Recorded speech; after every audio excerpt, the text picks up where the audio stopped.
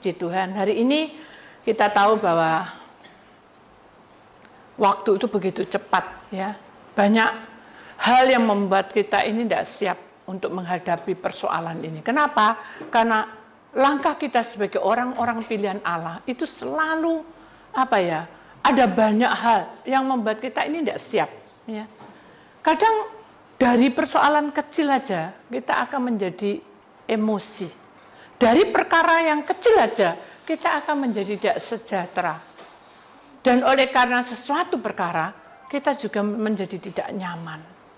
Mari kita ingat bahwa kita harus tahu bahwa jalur Tuhan itulah yang terbaik. Amin. Jadi jalur Tuhan itu yang akan membawa kita untuk masuk di dalam kebenarannya. Dan kita sadar bahwa hidup yang sesungguhnya itu adalah milik Tuhan. Dan kita lewati hari-hari ini bersama Tuhan. Dan saya juga berharap bahwa saudara datang ke tempat ini bukan suatu kebetulan, tetapi rancangan Tuhan itu ya dan amin. Kita akan melihat gambar Amsal 21 ayat 2. Kita perhatikan di sini saudara. Setiap jalan orang adalah lurus menurut pandangannya sendiri. Tetapi ingat saudara, Tuhanlah yang menguji hati kita. Amin. Jadi kalau saudara merasa bahwa kita punya program ini, program pekerjaan ini, pokoknya baguslah. Kalau kita tidak serahkan program pekerjaan itu kepada Tuhan, maka jalur Tuhan tidak akan bisa masuk. Itu harus diingat. Demikian juga pasangan hidup. Kalau kita memiliki pasangan hidup untuk selama-lamanya, maka kita juga menyerahkan pasangan hidup kita kepada Tuhan. Kenapa? Karena biar jalur Tuhan yang bertindak. Itu yang membuat kita sukacita. Jadi jalur Tuhan ini yang kita utamakan, saudara. Dan apakah kalau sudah di jalur Tuhan itu kita nyantai aja? Enggak. Tetap aja kita siaga. Dalam pekerjaan, dalam memilih pasangan hidup, dalam bergaul, dalam kerjasama dengan seseorang, gitu. Jadi kita punya power bersama dengan Tuhan. Tapi kalau kita punya kepandaian, kita punya jabatan, kita punya segala-galanya di dunia ini, baik kekayaan, semuanya ini fana. Kalau saudara tidak serahkan pada jalur Tuhan, maka hidup kita akan sia-sia. Kita ingat bahwa dalam Amsal 21 ayat 2 ini mengingatkan kita bahwa sebetulnya di dalam hidup kita ini ada tubuh, ada roh, ada jiwa. Jadi kalau tubuh, roh, jiwa itu harus satu paket, tidak bisa terpisah. Kalau di dalam jalur Tuhan, kita tidak satu paket tubuh roh jiwa kita, maka keadaan kita akan hambar. Itu sering saya katakan.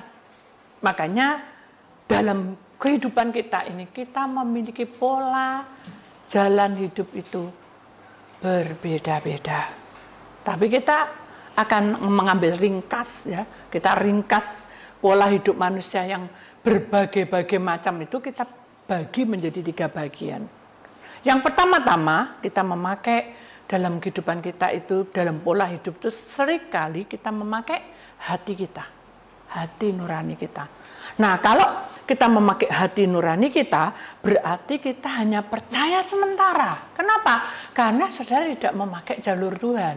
Jadi suatu saat kalau hati saudara itu sudah oke, ternyata itu disakiti, maka saudara akan mengalami apa? Luka batin. Tapi kalau jalur saudara sudah bersama Tuhan, ya, hati ini sudah seret dan diserahkan pada Tuhan, maka jalur Tuhan yang akan bertindak di depan. Jadi kita harus ingat, saudara. Jadi kalau kita bersama Tuhan, kekuatan apapun, saudara, sepandai apapun, kalau kita bersama dengan jalur Tuhan, maka Tuhan, dengarkan, ikut campur tangan. Jadi kalau saudara memakai kekuatan saudara sendiri, pakai pikiran saudara sendiri, maka itu adalah apa, saudara? Fana. Bukan tidak berguna, fana.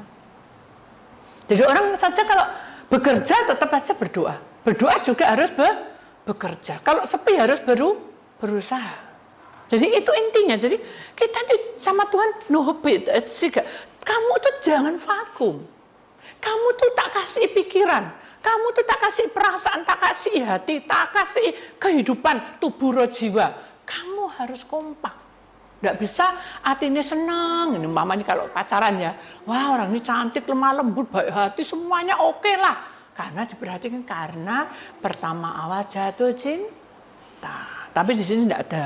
Lek sudah menikah, lek kesandung ngomongnya apa?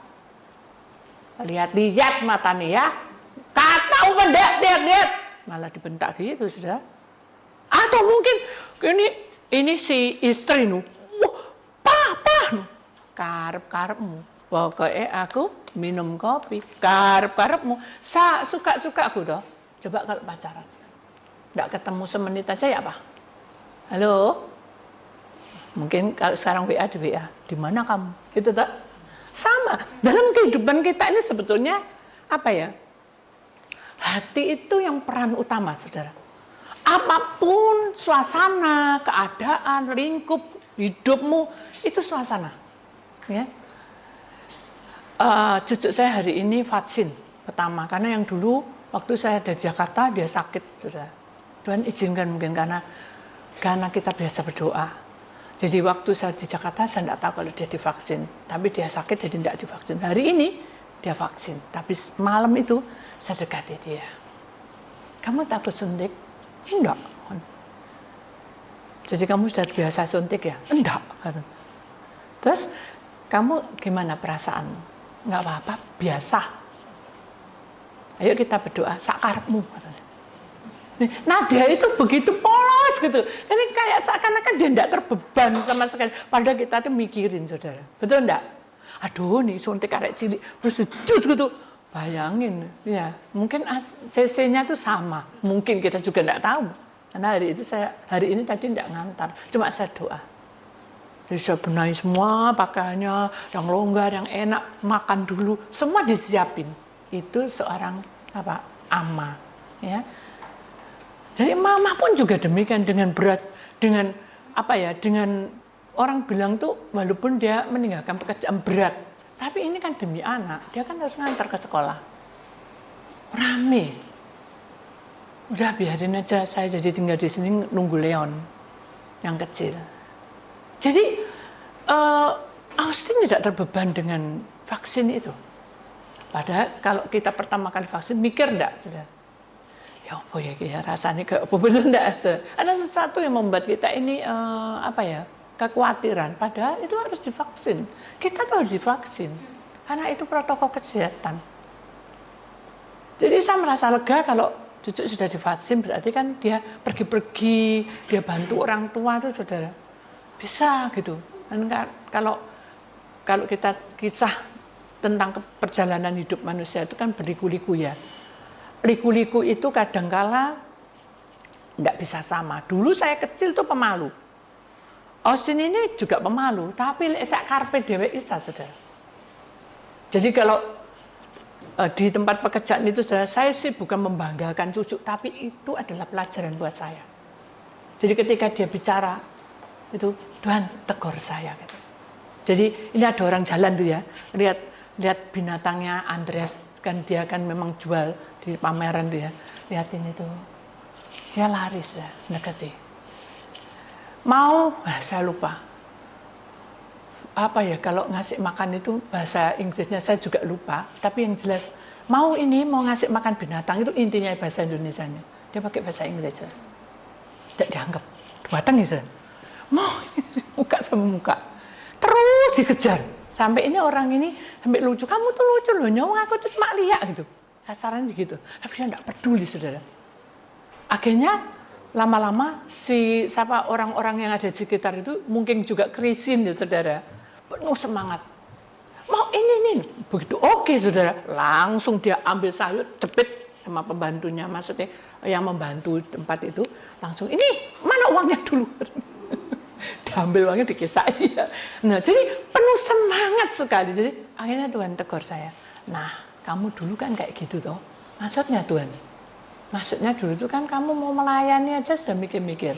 Gak bisa ngomong lah, apalah. Tapi begitu kamu punya semangat, sudah lupa semuanya. Betul enggak? Itu yang Tuhan mau, jalur Tuhan itu enggak bisa dipakai kekuatan kita.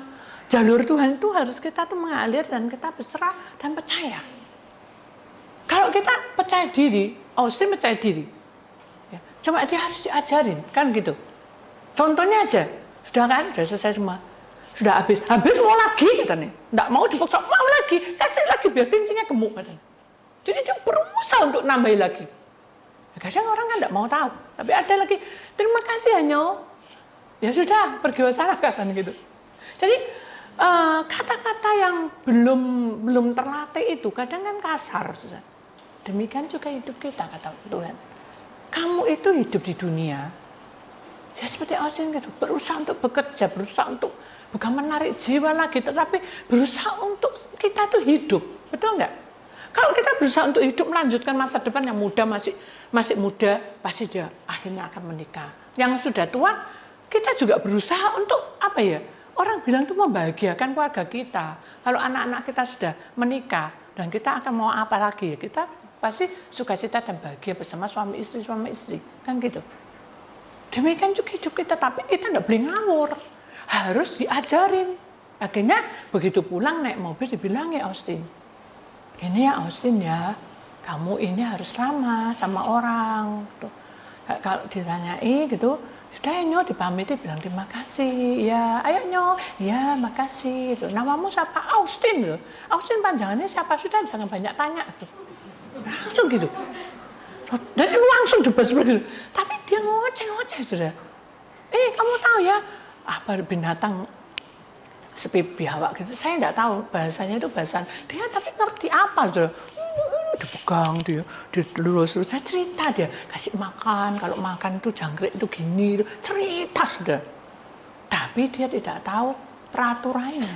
Kalau disapa kan harus jawab. Sudah jangan banyak ngomong katanya. Itu yang perhatian itu nanti tidak makan nanti gitu sudah. Nah kan orang tidak ngerti gitu loh apa yang harus dilakukan. Hanya dibilangi, Austin bilangi. Hanya hari yang kedua tuh dia misalnya lebih sopan sudah. Dan dia pencilaan. Jadi orang tuh mau moto tuh dia yang umek karpe dewe. Jadi orang tidak bisa moto dia yang minta difoto kan akhirnya kan gitu. Padahal Austin tidak ke situ arahnya. Kenapa? Karena tidak diberitahu. Dia hanya semangat bekerja. Intinya seperti itu. Sama hidup kita itu kalau tidak beraturan, tidak punya jalurnya Tuhan, tidak ada aturannya, ya sudah simpang siur kayak Austin tadi itu. Jadi mana bisa gitu. Lama-lama kan orang bilangnya anak ini kok cek berani kan gitu. Seneng. Orang pertama seneng, tapi begitu dia omong, sudah jangan banyak ngomong gitu. Nah iya, nggak pas itu. Tanyai, bilang, namanya Austin Jeremia, kelas berapa? Sudah jangan tanya-tanya kelas, gitu kan? Karena dia pikir kan pokoknya kerja gitu. Ya kita juga seperti itu toh. Pokoknya kerja, kita ndak nyolong, kita ndak korupsi, kita ndak apa-apa, pokoknya kerja tanpa ada jalur Tuhan. Tidak bisa. Itu catat saudara. Saya kerja itu untuk apa? Untuk membahagiakan keluarga. Untuk apa lagi? Untuk membagikan cucu, untuk apa lagi? Itu kan ada kelanjutannya. Gak mungkin, sudah ya aku udah menikah, aku tak diem-diem. Gak mungkin. Jadi semua orang di muka bumi ini pasti punya suatu apa? Program hidup. Mari kita perhatikan. Jadi jalur yang pertama itu tadi adalah jangan memakai kekuatan hati sembarangan. Ya, sesuka-sukanya. Itu sangat berbahaya. Kalau kita lihat contoh di dalam Alkitab, saudara. Petrus, ya. Petrus itu orang yang apa? Murid yang apa? Saya sering bilang murid apa? Yang dicintai Tuhan Yesus. Buktinya apa? Dia suka di dada Tuhan Yesus. Tapi pada waktu dia menghadapi suatu badai, dia cuma bilang apa? Kalau enggak sopan loh. Kalau memang kamu betul-betul guru, izinkan aku jalan. Tuhan itu kan ya maha tahu dan maha pengasih. Ya wes ini ya jalan no. Jalan dia. Jangan ikuti jalur. Tapi ketika di tengah jalan dia mulai goyang. Loh aku kok bisa berjalan di atas air sih? Mana ada manusia berjalan di atas air? Seumur-umur hidup aku pakai kekuatan fisik dia, pakai logikanya dia main. Jadi itulah yang berbahaya. Orang kerja pakai logika, hitung-hitungan pakai logika. Tapi kalau dengan kuasa Tuhan itu serahno semua. Kita sudah program, kita sudah total semua. Ini sak gini sudah diserahno Tuhan. Tak serahno kepadamu. Saya tidak tahu apa yang terjadi. Tuhan itu Maha Pengasih. Dia akan menuntun semuanya menjadi nyata dan Dia sanggup menyediakan segala sesuatunya. Itu harus diimani. Kemudian kita juga perhatikan lagi saudara, yang memakai kekuatan sendiri, yang ragu-ragu itu akan kita tenggelam di dalam pencobaan. Loh, Bu, bukankah di dunia ini ada cobaan? Betul, di dunia ini banyak pencobaan. Tapi ingat, bersama Tuhan kita melakukan perkara yang besar. Amin. Jadi saudara, tidak perlu lagi merasa bahwa sesuatu itu seperti tekanan di dalam batin saudara. Ya. Kalau saudara tekanan, saudara akan merasa, aduh aku rugi. Nah akhirnya kita akan menjadi apa? Apa? Depresi. Sudah, kita serahkan sama Tuhan. Kenapa? Karena Tuhan itu yang akan memberikan semuanya itu jawaban. Dia yang di depan, bukan kita lagi. Itu intinya. Mari kita perhatikan. Kita akan lihat di sini lagi saudara. Mengapa? Di sini saudara, kita perhatikan. Mengapa ini ada jembatan, ya?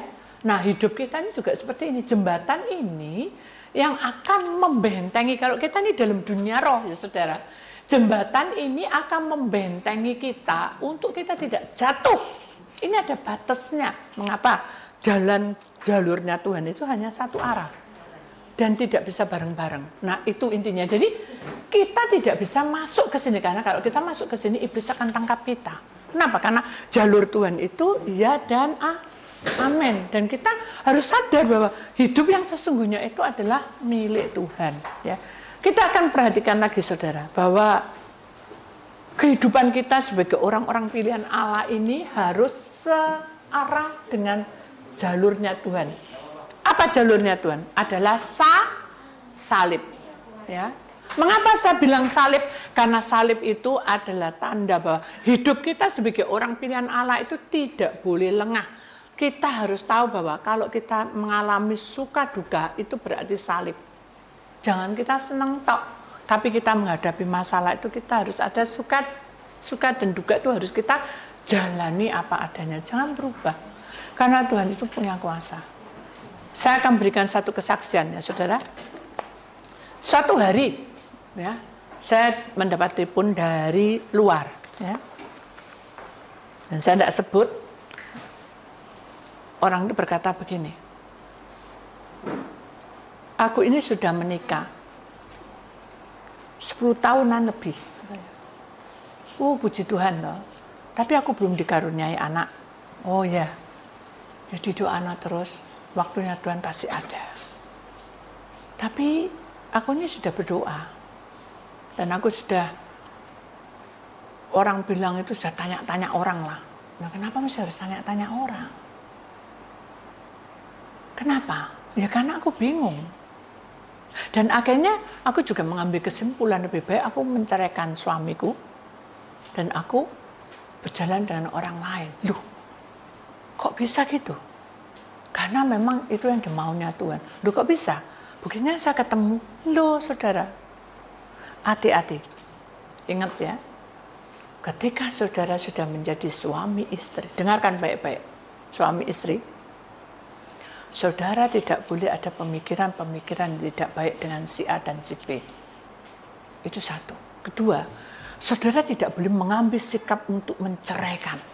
Itu adalah kutuk. Ingat ya, itu tidak boleh terjadi. Jadi saudara harus perhatikan baik-baik.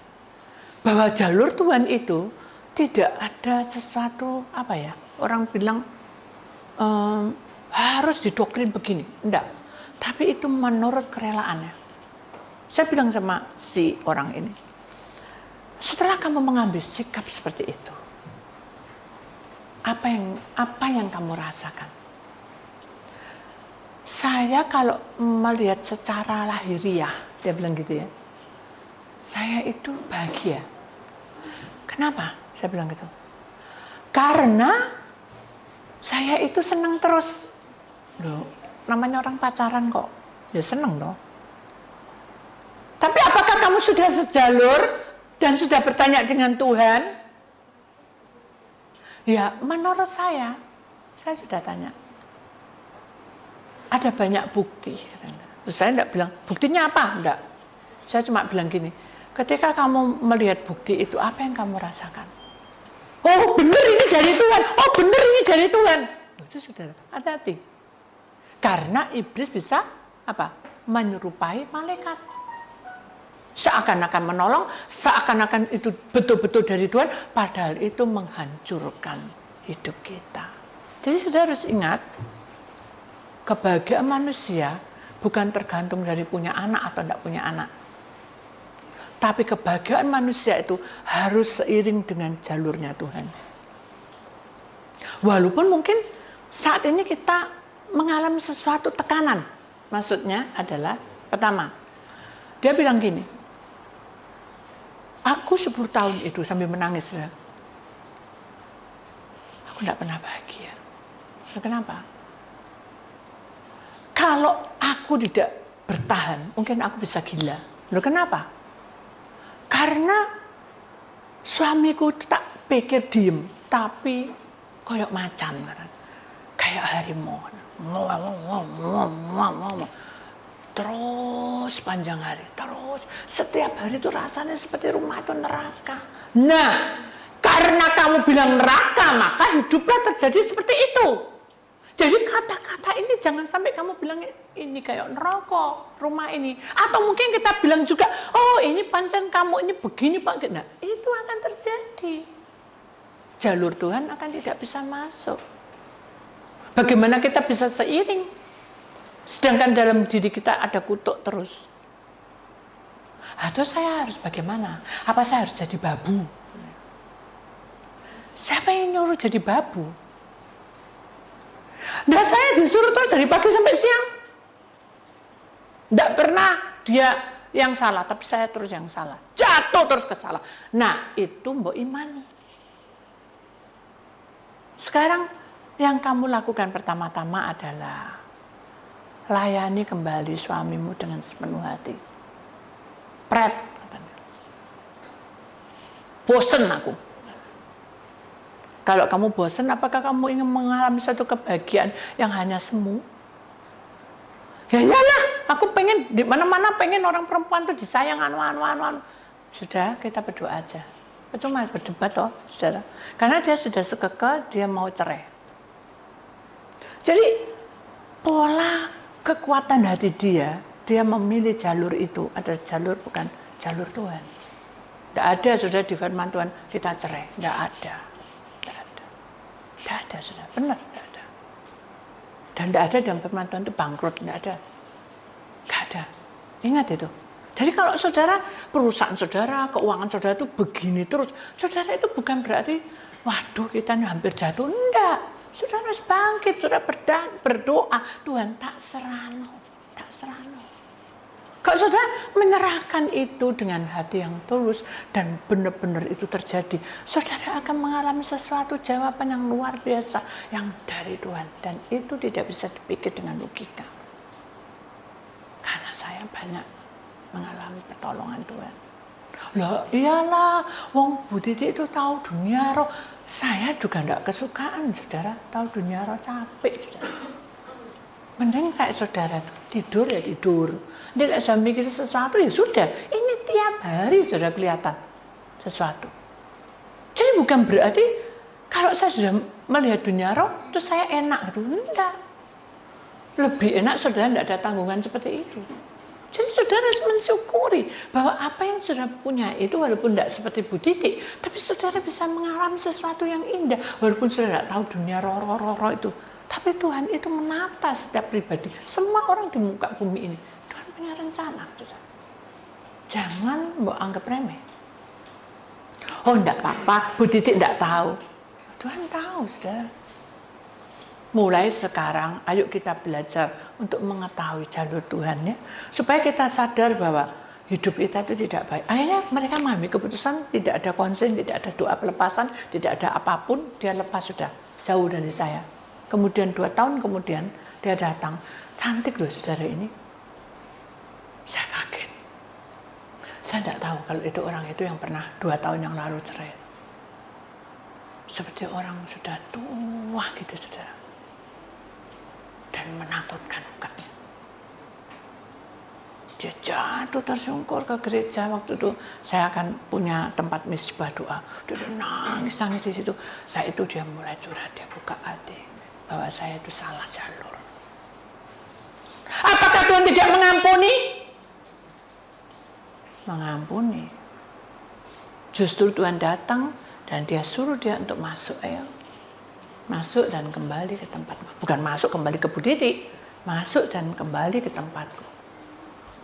Akhirnya saya ingat Bu Titi, katanya. Apakah saya ini patut mati? Duh, kamu kok menghakimi? Jangan biasakan menghakimi diri sendiri. Itu bahaya. Makanya di dalam firman Tuhan, Amsal 21 ayat 2 ini, menurut kamu itu, pandangan kamu itu benar, saudara. Itu pandangan kamu sendiri, tetapi Tuhanlah yang menguji hatimu. Perhatikan itu baik-baik ya, saudara. Lalu kita akan perhatikan lagi, saudara. Setelah dia masuk pelepasan, dia selesaikan, dan dia mulai bekerja kembali. Dia mulai berkata bahwa aku sudah mau hidup sendiri. Itu hakmu. Dan Tuhan tidak menentukan kamu hidup sendiri. Terserah. Yang penting adalah kamu sesuai dengan jalur Tuhan. Tidak lama kemudian, saudara, 2-3 tahun gitu, saudara, dia ada di luar, saudara. Dia kembali. Ternyata sudah dengan suaminya sendiri. Ingat, saudara, bahwa ternyata jalur Tuhan itu penuh dengan banyak perkara, di mana kalau kita melanggar, Tuhan akan menuntun kita masuk di dalam kebenaran. Ayo kita masuk di dalam kebenaran Tuhan. Kenapa? Karena Tuhan ingin masuk supaya kita sadar. Lalu yang kedua, ya saudara, berjalan seakan-akan lurus pada jiwa kita, tidak ada respon. Apa tidak respon? Tidak mendengar panggilan Tuhan.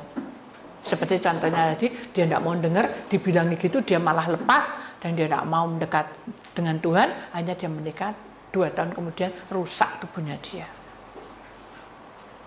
Pulang, dia dengan suaminya sehat-sehat, dia yang nyeret datangnya. Pulang tuh, dia nyeret. Kenapa? Dokter bilang bahasa Arabnya ada yang putus. Apakah itu hukuman dari Tuhan? Tidak. Itu karena kesalahan kita sendiri. Hati-hati, saudara. Kalau saudara ada penyakit itu bukan dari Tuhan, bukan kutukan. Itu harus diimani. Coba kita cek dulu, saudara. Kenapa ya aku kok kayak gini? Oh, karena kita melanggar. Coba renungkan. Kenapa ya? Kok keuanganku, ekonomi? Karena saudara ngapain? Pasti ada sesuatu. Jalur Tuhan itu enggak bisa kita kita pakai logika. Maksudnya gini. Kalau kita dalam posisi seperti ini ada sesuatu ya, saudara, sesekno gitu. Dan kalau sudah sesekno itu jangan menuntut. Itu yang perlu dicatat. Jadi kalau wah aku sudah pelepasan, itu menuntut ya. Aku sudah pelepasan, aku sudah pengurapan, wah aku sudah sudah semua gunting lampu apa, sudah pokoknya apa semua sudah saya lupa. Terus tanggung jawabmu sama Tuhan apa? Lah ingat ya doa, kan ada Bu Titi yang doa. Loh, saya ini adalah hamba, dengarkan baik-baik. Saya hanya memberikan satu solusi. Ini loh, Tuhan bilang gini. Tapi yang menjalankan semua itu untuk menjadi pertobatan, menjadi berkat banyak, menjadi jalan kehidupan manusia itu bertambah bahagia, itu adalah pribadi masing-masing. Jadi saudara harus berubah. Saya hanya mendoakan, saya ini hanya batas mendoakan. Kalau Tuhan buka semua yang terselubung, berarti saudara mensyukuri. Jangan saudara, Bu Titi ngedeni, nakut-nakuti. Saya nggak nakut-nakuti. Loh, apa untungnya saya nakut-nakuti, saudara? Nah, satu hari, saya bilang ini bukan berarti saya nakut-nakuti. Saya sudah bilang sebelumnya, kamu ngerokok. Kok tahu aja Bu Titi? Sudah saya kurangi. Satu hari tadinya tuh bisa 4-5 pak. Tapi saya sudah pengakuan, 1 pak aja sudah bagus. Oke. Ingat loh ya, paru-parumu sudah lubang. Separuh itu sudah lubang. Jadi nafas itu adalah pemberian Tuhan. Kalau kamu kotori, ya sudah. Bukan Bu Titi angkat tangan loh. Tuhan sudah memberikan pengertian pada kamu. Terus dong ngerokok 1 pak lagi. Tidak apa-apa. Jalur Tuhan tuh tidak bisa diprotes. Mengalir aja. Ya, nanti tak kasih setengah aja. Loh, saya tidak perlu saudara bilang setengah aja, 1 aja. Itu hakmu. Betul enggak? Saya tidak punya hak apa-apa. Saya ini hamba. Cuma saya menyampaikan bahwa paru-parumu itu separuh sudah rusak.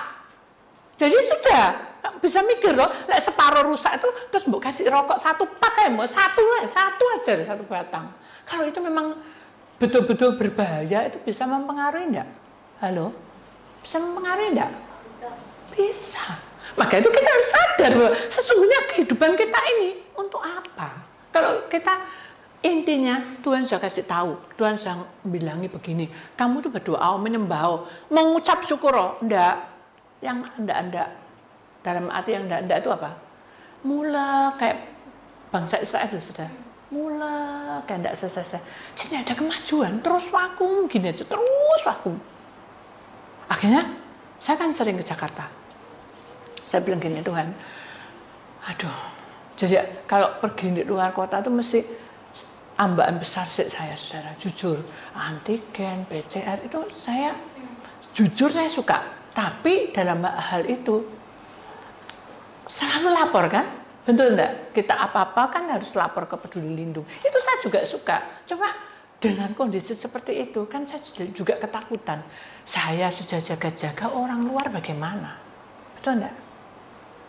Betul enggak dia sudah PCR? Dan dari mana aja kita enggak tahu.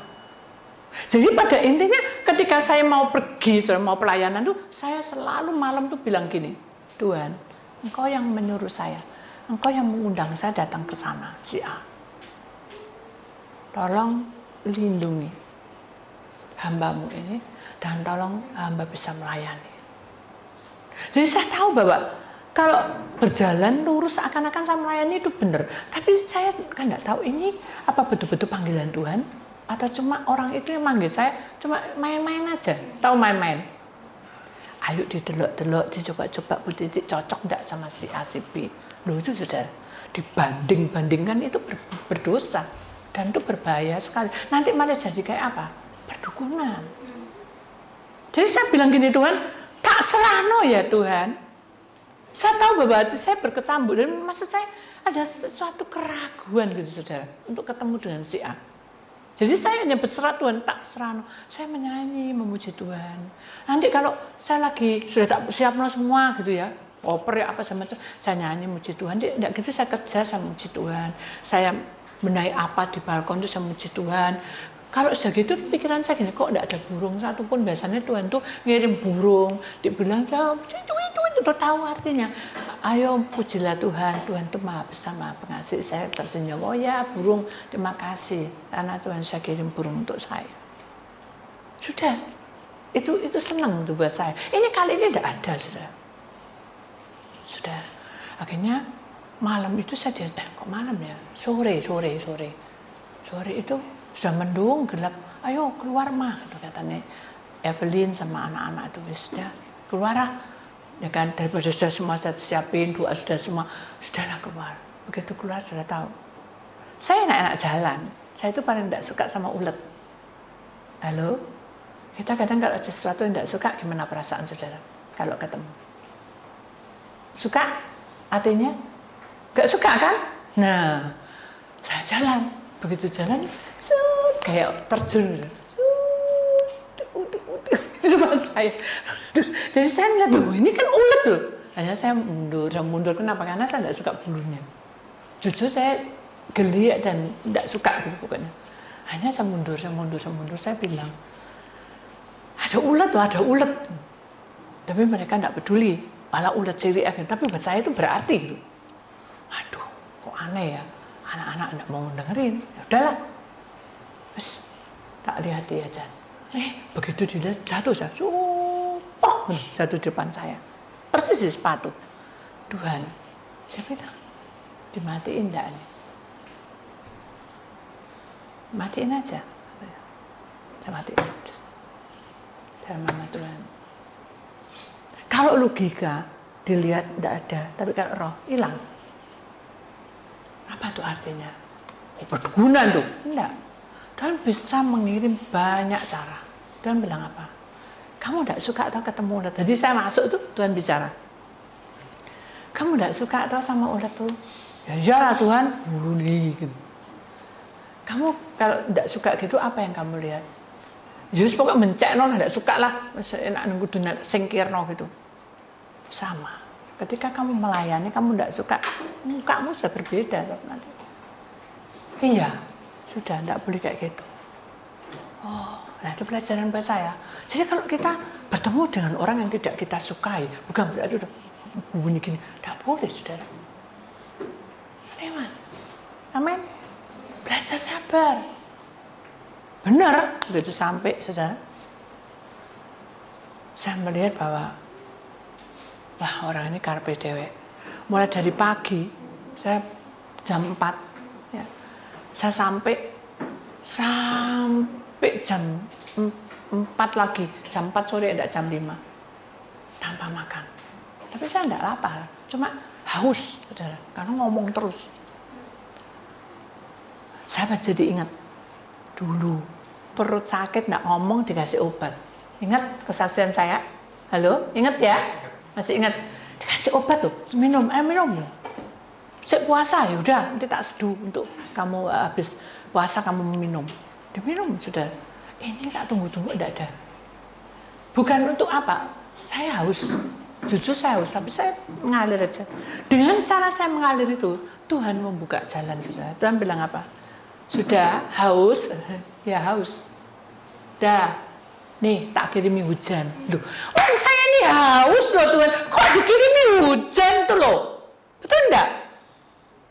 Mencet jauh ya kan gitu. Tuhan bilang apa? Enggak apa-apa. Bukaan kacai. Loh, mana bisa minum loh Tuhan? Bukaan kacai. Kalau kita logika, buka kaca, gitu kan enggak mungkin sudah. Ya aneh itu nanti. Buka kaca. Seger. Orang kalau hujan, terus ada angin, apa yang dirasakan? Angin sepoi-sepoi apa yang dirasakan? Dingin-dingin basah tuh. Betul enggak? Sembab-sembab apa gitu kan? Menerpa muka saya, bes. Terus kayak es loh. Sewager. Seweneng gitu. Saya sampai memuji Tuhan, Engkau baik sekali. Jalur Tuhan itu indah pada waktunya. Sudah, depan sudah jarang konseling. Ini serius. Tak lihat kamu tuh kok seger terus saya. Kita bilang, warmu dewe, kayak minum aja. Itu logika. Saya bilang apa? Saya bilang, puji Tuhan, anak Tuhan kan harus seperti itu. Oh, gitu ya. Apa buktinya kalau umpama kamu punya utang atau kamu diutangi tidak dibayar dulu apa ya? Jadi dia itu seperti kayak bukan mencobai, dia ingin tahu, pengetahuan. Pemahaman yang Tuhan ajarkan itu ya harus diceritakan. Bukan, oh Tuhan itu begini. Enggak. Oh Tuhan itu berkuasa, pasti selesai. Bukan gitu saudara. Saya cuma bilang gini, ya dilihat dulu. Awal mulanya gimana? Nah, terus dia bingung jawabnya. Gini, nah, saya itu enggak salah. Tiba-tiba istri saya ngasih. Itu dosa apa enggak? Enggak. Anda ada perlu.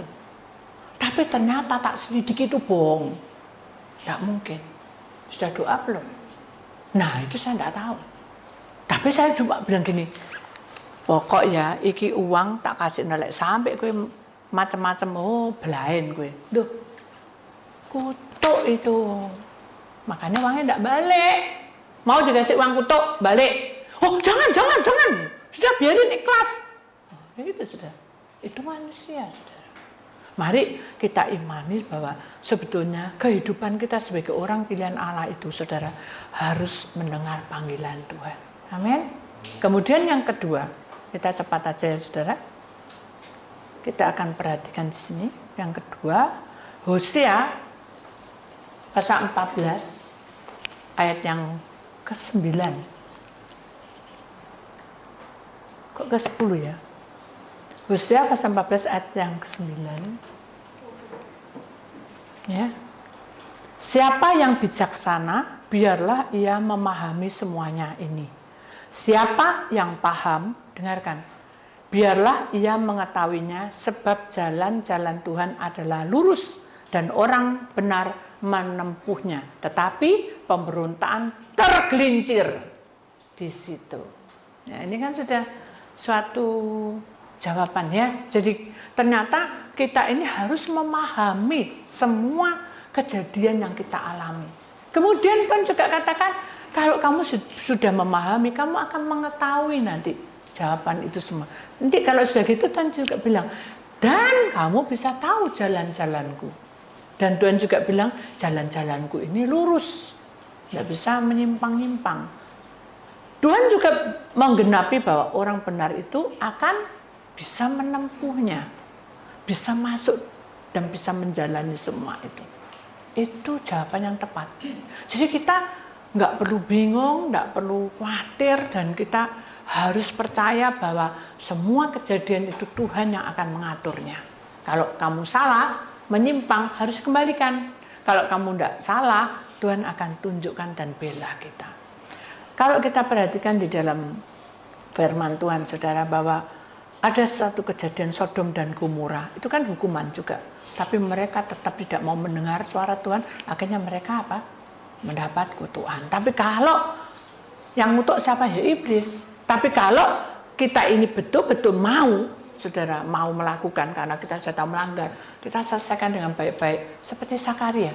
Zakaria dibilang, dia masuk dalam bait suci, dia memang pelayan Tuhan. Malaikat datang, Zakaria, katanya, kamu sebentar lagi akan memiliki anak, ya. Dan jangan lupa istrimu bilang ngono. Zakaria tersawa. Loh, aku umur rambut putih kabeh. Mana bisa lo melahirkan? Itu logika. Karena saudara memakai logika, memakai kekuatan saudara, tidak mungkin. Tidak mungkin. Tapi Tuhan bilang, "Loh, kamu akan punya anak, Zakaria. Kamu jangan khawatir. Sampai nokan sama istrimu." Dia tetap aja bilang, "Enggak mungkin." Dari situlah Tuhan bilang, karena kamu percaya bahwa itu tidak mungkin, maka terjadilah apa yang Tuhan katakan. Bukan anaknya digugur, no, tapi dia bisu. Ada kan? Itu firman-Nya. Nah, kalau sudah gitu, Tuhan mengapa tidak beri pengampunan? Zakaria sadar, betul-betul istrinya mengandung. Akhirnya dia minta pengampunan. Tuhan bilang apa? Tidak apa-apa, Zakaria. Nanti kalau anakmu sudah lahir, kamu bisa ngomong lagi. Itu intinya seperti itu. Jadi tabur tuai, saudara. Kalau saudara melanggar, iblis yang sabotase saudara, bukan Tuhan yang hukum saudara. Dengarkan nih baik-baik. Saudara harus tahu bahwa ini jalan Tuhan. Kita tidak bisa berkata bahwa tidak bisa, aku harus gini. Jangan ngotot, saudara. Jangan berontak. Jalani aja. Karena Tuhan ingin bahwa kehidupan kita ini sekehendak Bapa. Tuhan ingin supaya kita ini belajar untuk memahami. Jangan juga seperti Thomas. Saya tahu Thomas, guru. Gimana caranya supaya saya dekat sama guru terus? Begitu Tuhan kasih pengertian dan pemahaman, ya sudah, jualan semua harta bendamu dan ikutlah aku.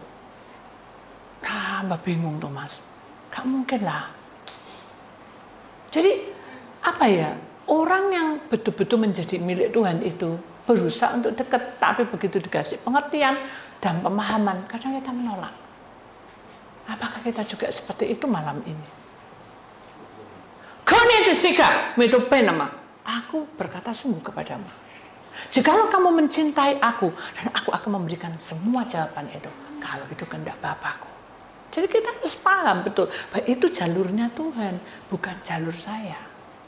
Kita juga ingat di sini satu firman Tuhan, saudara, di Yeremia pasal 10 ayat 15, di situ tidak ada, semuanya adalah kesia-siaan pekerjaan yang menjadi buah enakan dan juga binasa pada waktu dihukum. Jadi buahnya itu yang tidak baik. Kenapa? Karena saudara terbuai dengan perkara saudara sendiri. Sehingga di dalam Yeremia pasal 10 ini mengingatkan kita bahwa sesungguhnya itu adalah waktu yang akan menghukum kita. Intinya seperti itu, saudara. Jadi bukan Tuhan. Tuhan itu memberkati kita. bukan kutuk, bukan penyakit. Tuhan tidak pernah memberi itu semua.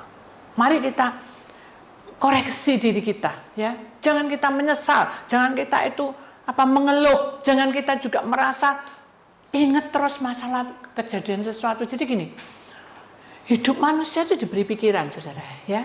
Pikiran itu dari masa lalu itu akan ingat. Itu namanya memori. Kalau memori itu indah dan bahagia diingat-ingat, tidak ada masalah. Tapi kalau itu memori itu menyakitkan dan itu ingat terus, itu akan membahayakan iman kita. Jadi mari hari ini kita sadar bahwa Roh Allah itu akan memberikan kebijaksanaan dalam hidup kita. Pengetahuan itu akan dimengerti kita. Kenapa? Karena Tuhan akan mengajarkan kita untuk kita tidak menjadi pemberontak dan kita tidak tergelincir. Amin. Kita harus sadar bahwa manusia itu harus lahir baru, harus hidup di dalam kebenaran Tuhan, harus mau berjalan seperti Tuhan mau, harus mau melangkah untuk melakukan apa adanya. Jangan kita tuh dalam posisi seperti ini, kita juga tidak mau tahu. Kalau saya tidak mau tahu, mungkin saya juga tidak mau pergi kemana-mana. Karena saya mau memahami dan belajar untuk mengerti Tuhan mau berkehendak apa atas siapapun yang bertemu dengan saya dalam pelayanan, saya mengalah. Dan mengalah bukan untuk menang, tapi saya mengalah karena saya rindu untuk mengikuti firman-Nya. Itu saudara yang harus kita masukkan dalam hati kita. Jadi intinya kita tidak bisa bilang kamu menang, aku kalah. Kamu kayak bos, aku jadi bawahan. Tidak ada, saudara. Kita itu harus benar-benar bertanggung jawab atas hidup kita masing-masing. Jangan kita lengah. Kenapa? Karena itu proses tanggung jawab itu kelihatan dari imanmu. Saudara. Kalau imanmu semangat, maka proses tanggung jawabmu akan terjadi. Tapi kalau imanmu itu kacau, maka dalam proses tanggung jawabmu itu akan hambar semua. Dan itu akan tabur tuai. Ingat saudara, jadi mari kita berjalan sesuai dengan Tuhan mau. Lurus hidup kita supaya kita masuk di dalam kebenaran Allah. Kenapa? Karena Allah ingin membangunkan kita untuk kita belajar memahami. Karena ini dah waktunya, saudara.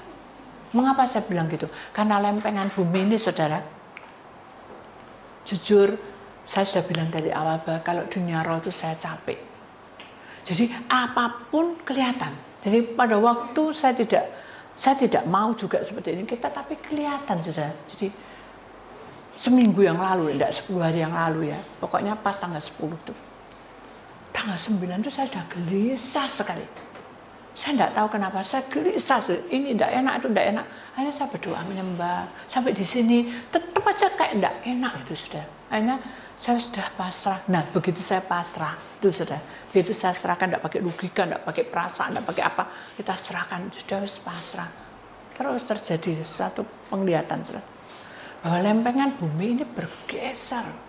Jadi gesernya ada yang begini, muternya banyak sekali, terus yang di laut itu malik, saudara. Dari yang di bawah naik ke atas semua. Terus yang tadinya gunung lembah itu semuanya tenggelam, masuk semua. Itu secara roh, saudara. Berarti kalau sudah seperti ini, auranya kejahatan itu lebih banyak. Kenapa? Karena di dalam itu kita tidak tahu ada rohnya apa. Kalau kita sudah urapi begini ya, saudara, urapi bersih. Terus ada lempengan bumi bergerak, mungkin ini sudah masuk separuh gitu. Bukan secara kasat mata, secara roh, saudara. Berarti apa, saudara? Kita kan tidak tahu roh apa yang keluar dari lempengan bumi itu. Jadi saya hanya berserah gini, Tuhan, kok ya seremen ya kayak gini ya, tidak apa-apa. Kamu akan mendengar hal-hal yang tidak menyenangkan. Ternyata benar, tidak lama kemudian ada gempa. Jakarta barusan ini juga gempa, saudara. Karena lempengan, jadi dari sini ya, dari atas itu molak-malik itu, saudara.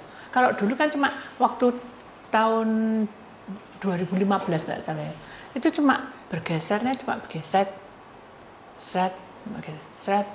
Makanya kita kalau berdoa 12, 3, 6, 9 itu gerakannya, saudara. Kalau dunia roh geraknya di antara jam-jam itu, tapi sekarang nggak bisa diprediksi. Jadi berubah-ubah. Sekarang apa yang kita lakukan? Ya berserah sama Tuhan, mau nggak ada lagi toh. Sewaktu-waktu kita akan diambil, kita tidak tahu. Siap-siap kita. Betul enggak? Seperti kita sudah punya tiket. Kalau kita tidak punya tiket, ke Jakarta tidak bisa kita terbang. Sama. Kita tidak punya tiket ke surga, tidak bisa. Kita siapkan tiket kita ke surga. Dengan cara apa? Ya sudah, jalur Tuhan ini kita pegang. Karena apa? Tuhan di depan. Tuhan akan atur hidup kita. Tuhan akan memberikan jalan solusi yang terbaik. Ayo kita semakin rajin, semakin kuat, semakin mengimaninya. Karena itu pola hidup kita. Contoh aja, maaf, ini kesaksian saya tidak menyindir dan tidak melakukan apapun. Suatu hari, 4 hari yang lalu, Tuhan bilang gini, siap no untuk bahan firman. Saya tahu Tuhan, cuapik itu. Pokoknya saya cuapik hari itu. Santai harus cuapik. Nah, cuma nyiap notok loh, itu kasarannya gitu ya. Tapi saya bilang nanti. Begitu nanti, ya sudah, besok sudah jalan terus. Waktunya jalan terus ya, terus jalan. Akhirnya hari apa ya? Sabtu. Sudah siapin lagi loh tambahku. Aku akan beri sesuatu. Ya, tapi saya sudah capek saya. Jadi saya megang tab, megang HP, megang catatan firman Tuhan, saya tidur. Sudah tidur. Itu fisik. Apakah Tuhan tidak tahu? Tahu. Justru kamu capek itu baca dan lakukan. Firman itu lakukan. Giato kamu. Maksudnya gitu loh saya. Tapi saya tidak lakukan saya. Yang mengikuti tubuh saya. Capek. Akhirnya hari Minggu, Senin itu saya sudah lakukan ini, tapi muter ya sudah, gak bisa masuk. Aduh, rasanya kayak ada capek, ngantuk, capek, sudah pokoknya gitu tuh. Siapa yang ambil alih? Halo? Siapa yang ambil alih? Iblis. Kaki saya kram sudah. Lama sekali. Saya baru sadar Tuhan, memang kalau saya siaga tadi tidak mungkin saya kram. Betul enggak? Kalau saya tadi bangun dan saya menaik tadi kan tidak mungkin saya kram. Karena saya ketiduran, tubuh lemah, jadi kram. Sudah, saya bangun, tidak bisa bangun saya. Teriak-teriak, nggak ada yang nolong. Saya sendirian di dalam kamar. Dan saya sama cucu karena saya sering pergi, jadi saya sendiri tidur.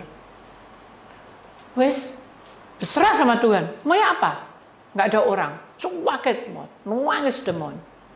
Cuma saya bilang gini, Tuhan, apa yang kau mau? Saya berserah. Sudah pasal sudah. Tuhan cuma bilang apa? Bacaan firman. Apakah Tuhan menghukum saya? Tidak. Saya tahu. Dia mengajarkan saya untuk rendah hati. Saya baca. Saya tidak baca. Oh ya, ini firman ini. Ya maksudnya ini. Lalu roh saya keluar. Padahal itu kaki saya kram sudah. Keluar. Nih. Kamu lihat perjalanan hidup murid-muridku. Ya Tuhan. Semua duduk tapi ada yang tertidur. Ya. Kamu ingat pada waktu salib aku mau ditangkap tuh, ya kelihatan kayak gini. Kalau kamu ya apa? Saya nangis saudara. Menyakitkan itu. Tuhan tahu kita capek saudara. Tapi tanggung jawab itu harus dilakukan.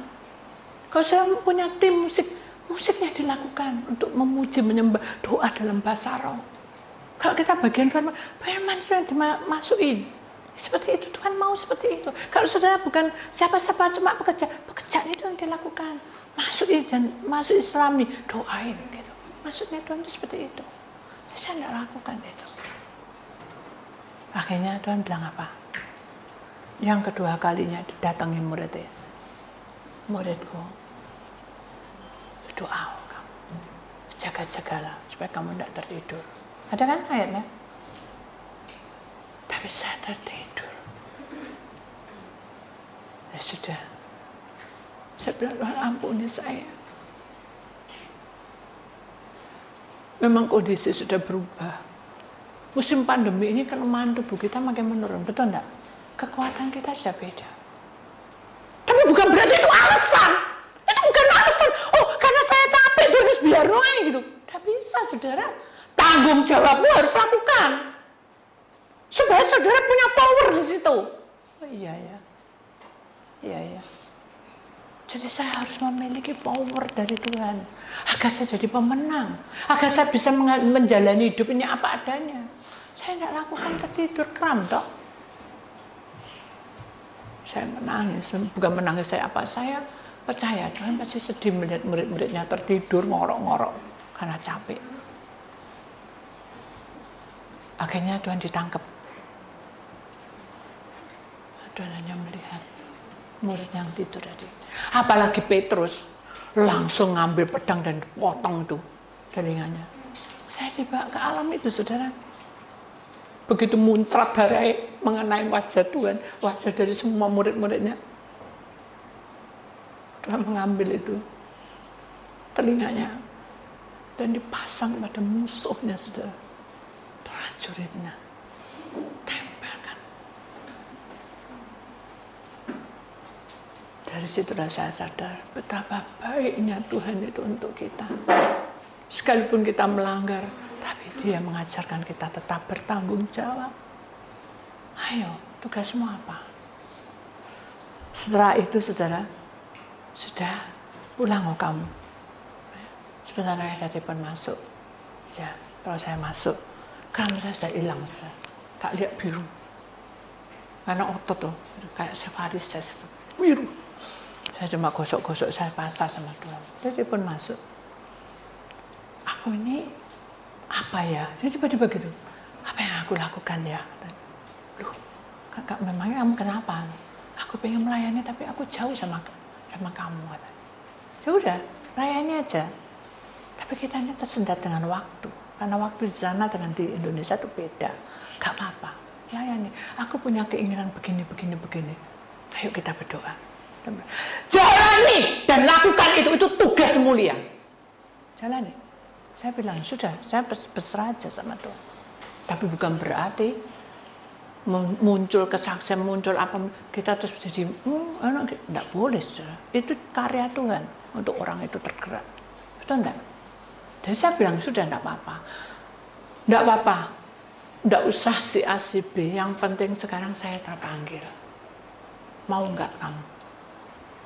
Sudah pernah enggak membayangkan ada orang kayak gitu? Kalau enggak, Tuhan yang gerak. Betul enggak? Jadi semua itu bukan karena kekuatan dan kepandaian kita. Semua itu disediakan oleh Tuhan untuk kemuliaan nama Tuhan. Amin. Jadi kita harus sadar bahwa hidup di dalam dunia ini harus kuat imannya. Kemudian kita perhatikan, saudara, ini pintu dan ini juga pintu. Ini adalah tanda bahwa kehidupan kita ini selalu ada satu kehidupan yang harus kita sadar bahwa perhentian itu penting. Di mana saudara harus memuji, memuliakan Tuhan. Itu yang saya katakan tadi. Kalau saudara punya tugas, ini firman, ini bacaan saudara lakukan dan perbuat itu tanggung jawabmu. Kamu olor-olor, kamu nanti akan tidak ada tabur tuemu dan kamu tidak akan ngerti bahwa ini jalurku sudah jalan. Tapi kamu sendat sendiri. Akhirnya saya kram. Dari situ saya sadar sangat menakutkannya. Iblis itu sabotase begitu enaknya, saudara. Buat kita oling, saudara. Jadi pintu ini adalah perhentian di mana kita harus sadar selesai masalah. Jangan buat tunda-tunda. Itu maunya Tuhan. Kemudian kita lihat gambar yang terakhir, saudara.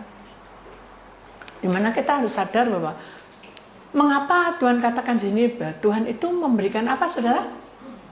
Memberikan apa? Memberikan yang terbaik bagi mereka yang menyerahkan pilihannya padanya. Mengapa ini pintu terbuka? Itu tanda bahwa Tuhan tidak pernah menekan kita. Amin. Tuhan tidak pernah mengajarkan kita harus begini. Tidak. Tuhan hanya bilang apa?